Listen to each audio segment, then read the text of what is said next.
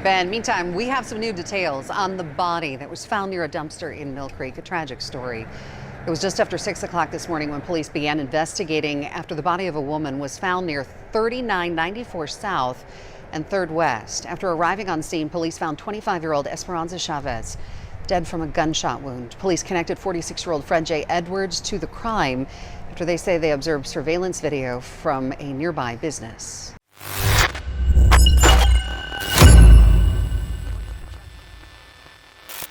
Imagine the horror of giving in to your vulnerable addiction, only to be tortured in the most gruesome way imaginable.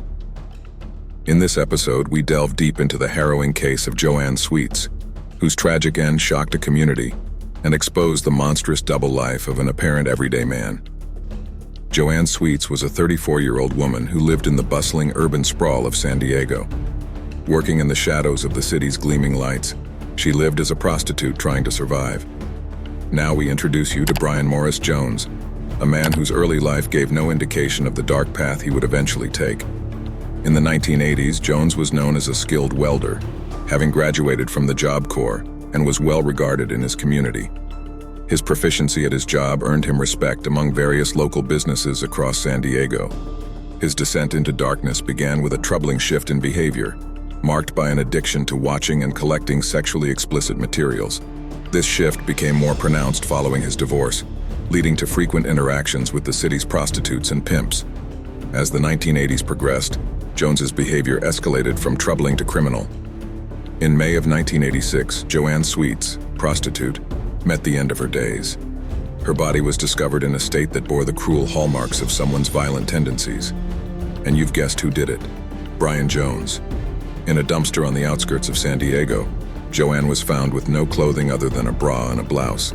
The autopsy revealed more about the extent of her suffering. She had been strangled. At the time that I was investigating these cases, it was my feeling that there were in fact latent prints on the garbage bags. We were just not using the right technique. I checked around, I talked with the FBI. What they told me is that there was a technique that was being used in England and also in Canada with the Royal Canadian Mounted Police, a technique called vacuum metal deposition. At which point I called Canada. I found out that they were in fact using this technique to lift latent prints from plastics, and that they were more than happy to do our case. The examination further uncovered bruises on her face and neck, fractures to her cervical vertebrae, ribs, and collarbone.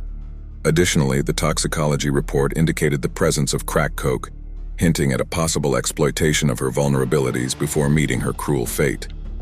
Joanne's body was wrapped in a sheet and mattress cover, then placed inside 2 oversized plastic garbage bags sealed with duct tape. This careful concealment was covered with a blanket crocheted by Jones's mother.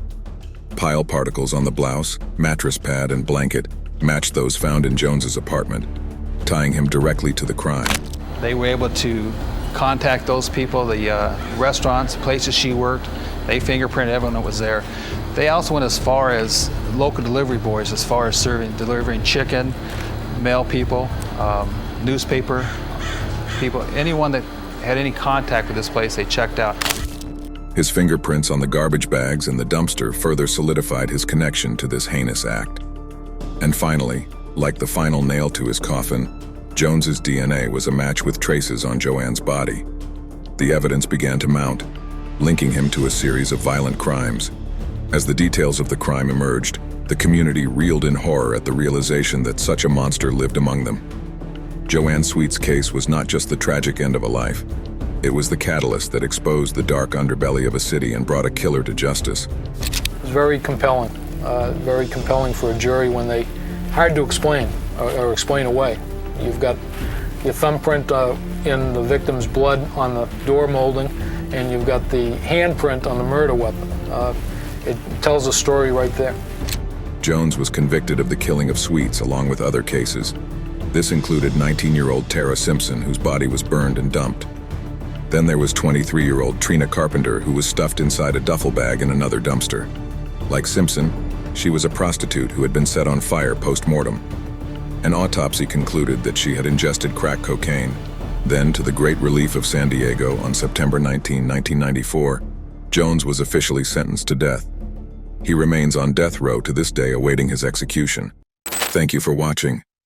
Drop your thoughts on this chilling story in the comments below. And don't forget to subscribe to our channel for more daily true crime stories.